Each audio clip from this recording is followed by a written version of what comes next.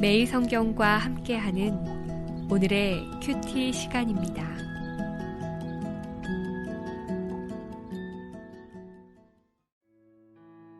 11월 17일 오늘의 말씀은 사사기 8장 1절에서 21절입니다.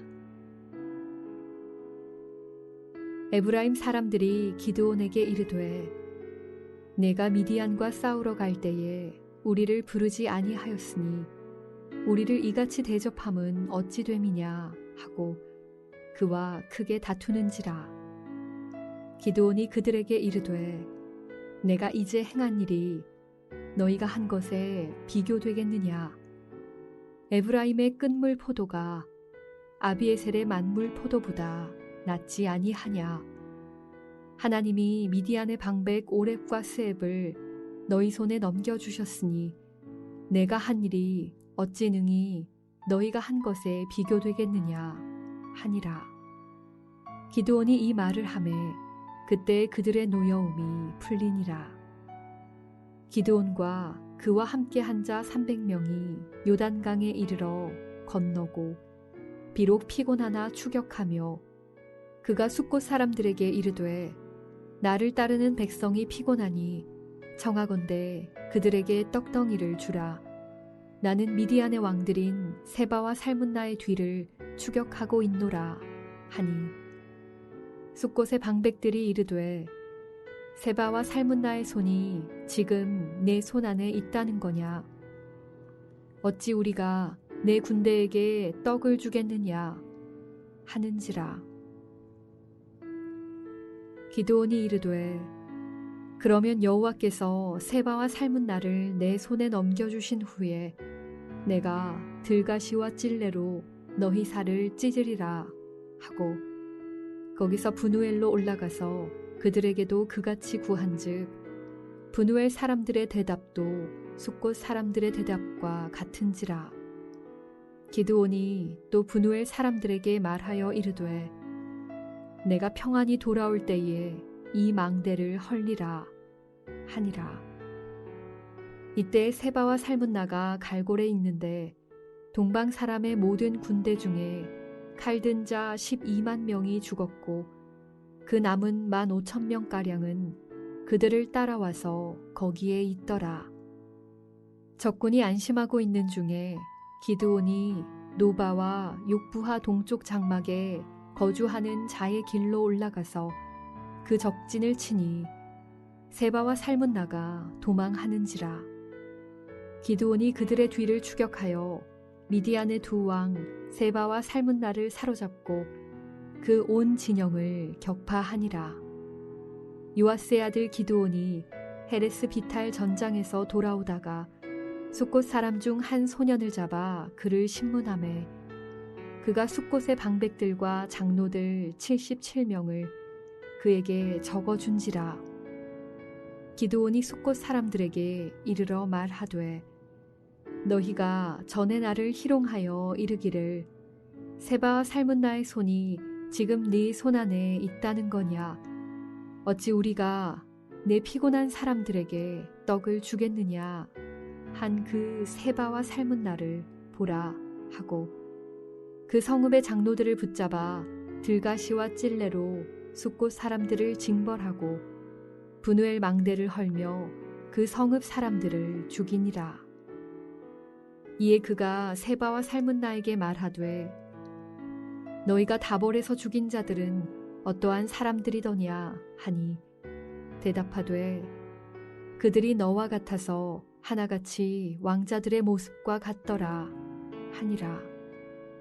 그가 이르되 그들은 내 형제들이며 내 어머니의 아들들이니라.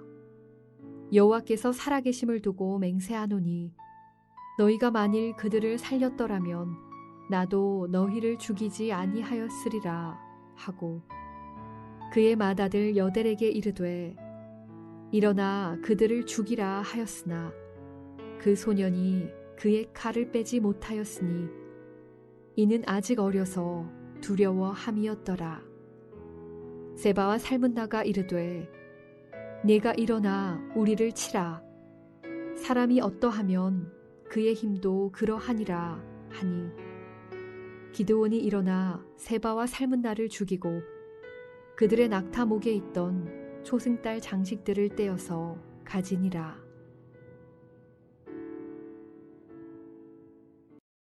사사기 8장 1절에서 21절 말씀을 함께 묵상하겠습니다. 기드온은 도망치는 미디안의 15,000명의 군대를 추격합니다. 오늘 본문은 그 추격하는 가운데 일어난 사건을 기록하고 있습니다. 먼저 1절에서 3절 첫 번째 이야기를 살펴보겠습니다. 에브라임 사람들이 미디안과의 전투에서 자기를 부르지 않았다고 크게 분노하고 또한 기드온의 행적을 질투하며 기드온을 몰아세웁니다. 에브라임은 권력과 호전적인 성향을 가지고 있습니다. 이러한 에브라임의 성향은 입다가 다스리던 때에 내전으로 번지기도 하였습니다. 이러한 에브라임의 분노와 질투 성향 때문에 1차 전쟁에서 승리하고도 자칫 잘못하면 큰 위기에 놓일 수 있는 상황입니다. 이에 기드온이 에브라임의 끝물 포도가 아비에셀의 만물 포도보다 낫다고 합니다. 아비에셀은 기드온의 가문을 뜻하지요.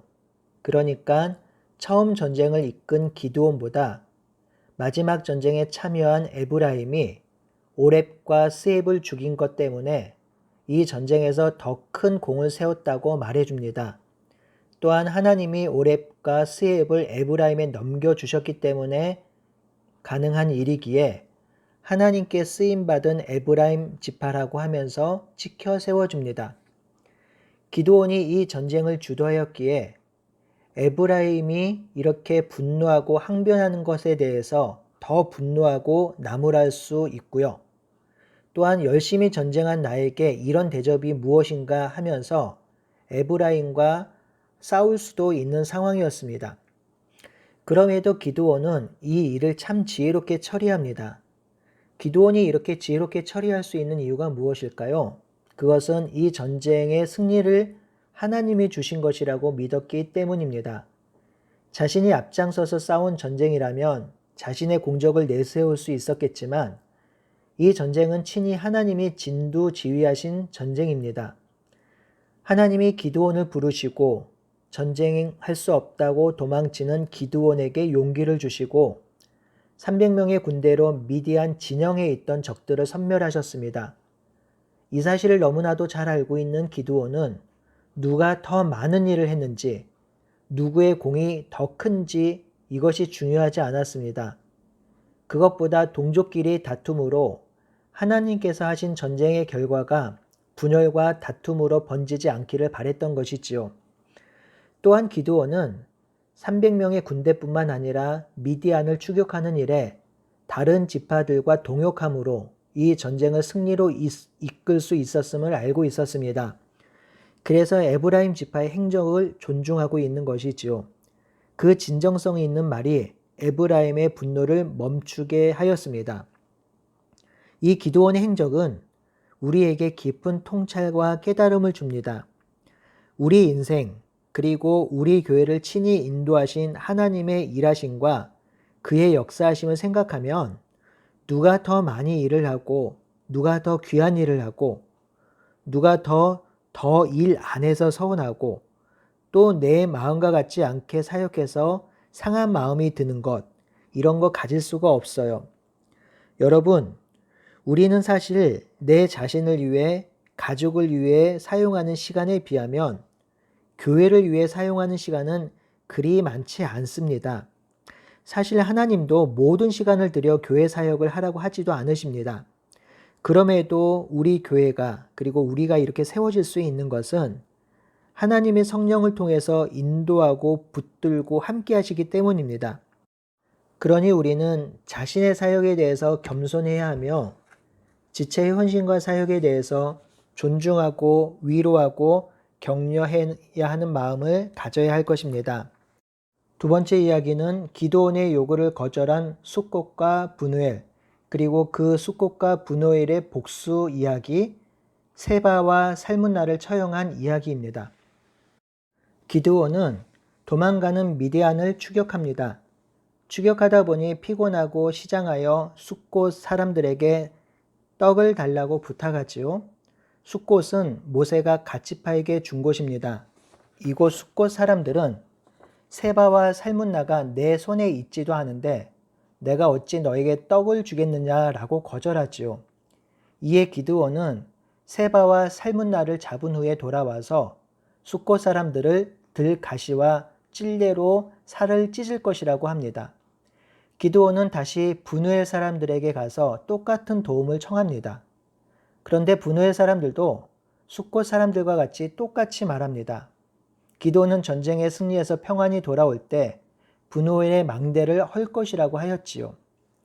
기드온은 욕부와 동쪽 장막에 거하는 길에 올라가서 세바와 살문나를 사로잡아 숫곳에 이르고 그곳의 장로들을 붙잡아 숫곳 사람들을 징벌하고 분우엘 사람들의 망대를 헐어 죽였습니다.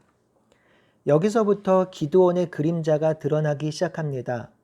숫곳과 분우엘 사람들이 분명 잘못했습니다. 하나님의 전쟁을 하는 군대에게 떡과 힘을 주어야 했지요.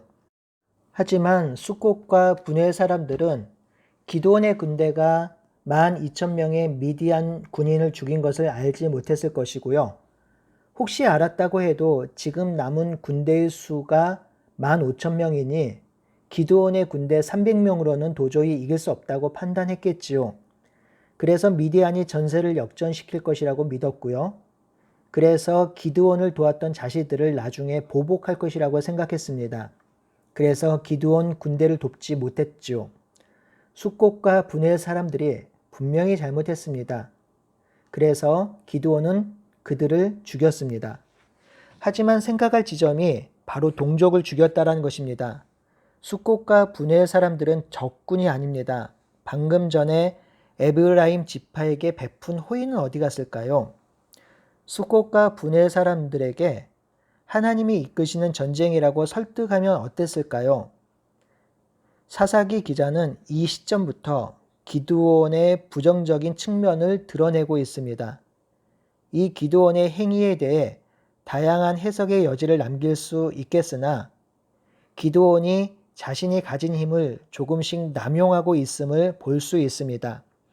그래서 한 신학자는 이 과정에서 기드온의 군대는 더 이상 하나님의 지휘 아래 임하는 군대가 아니라 기드온의 군대가 되고 있다고까지 표현했습니다. 이러한 기드온의 부정적인 변화는 세바와 살문나의 처형에서도 엿보입니다. 기드온은 18절에 생포한 세바와 살문나에게 이전에 다볼에서 죽인 사람이 어떤 사람이냐고 묻습니다. 세바와 살문나는 그들이 하나같이 왕자의 모습이라고 대답하지요. 기드온은 그들이 내 형제였다고 말하면서 세바와 살문나가 그 형제들 죽였기에 나도 세바와 살문나를 죽인다고 말합니다. 물론 세바와 살문나를 죽이는 일은 대적을 진멸하라는 신명기 20장 16절에서 18절 말씀을 실천한 것으로 볼 수 있지만 본문에서 드러내고 있는 또 한 측면은 이스라엘을 대적한 적장으로 처형한 것이 아니라 자신의 형제를 죽인 자에 대한 보복적 처형임을 드러내고 있습니다. 이러한 기드온의 부정적인 행동은 21절에도 드러나는데요. 세바와 살문나가 타고 있던 낙타 목에 초승달 장식을 떼어내는데요. 그리고 그것을 가져오지요. 이 장식은 왕을 상징하는 장식입니다. 26절에 보면 기드온이 왕의 자리에 앉는데 사용된 전리품이 바로 이것입니다. 이 부분에서 하나님이 아닌 자신이 왕이 되는 부정적인 역사를 암시하고 있습니다. 성도 여러분, 기드온은 하나님이 힘주시고 함께 하셔서 미디안과의 전쟁을 승리로 거둘 수 있었습니다. 그런데 전쟁이 거듭되고 계속 승리를 할수록 기드온은 조금씩 자신의 생각과 신념으로 전쟁을 하기 시작합니다. 기드온은 마지막 순간에 하나님이 주신 힘을 절제하지 못하고 남용하는 모습을 보이기도 합니다. 가끔 목회적 성공을 거둔 목사님의 후기 사역이 덕스럽지 못할 때가 있습니다. 우리의 삶도 어려울 때보다 일이 잘 풀리고 무언가 잘 될 때 교만하여져서 어려움에 처하는 경우가 종종 있습니다. 그 이유는 자신의 인생을 인도하신 하나님을 놓치기 때문입니다. 오늘 사도 바울의 고백이 마음을 스칩니다. 나의 나된 것은 하나님의 은혜라. 내가 지금까지 살아온 것, 내가 누린 것, 내가 이룬 업적 모두 하나님께서 은혜 주시고 인도하셨기 때문이지요. 이 사실을 잊는 순간 우리는 교만함의 나락으로 떨어집니다. 우리 인생 하나님이 함께 하셨기 때문에 지금까지 살아올 수 있었음을 기억하고 오늘 하루 하나님이 베푸신 사랑에 감사하고 감격하는 하루가 되기를 간절히 바라고 소원합니다. 아멘.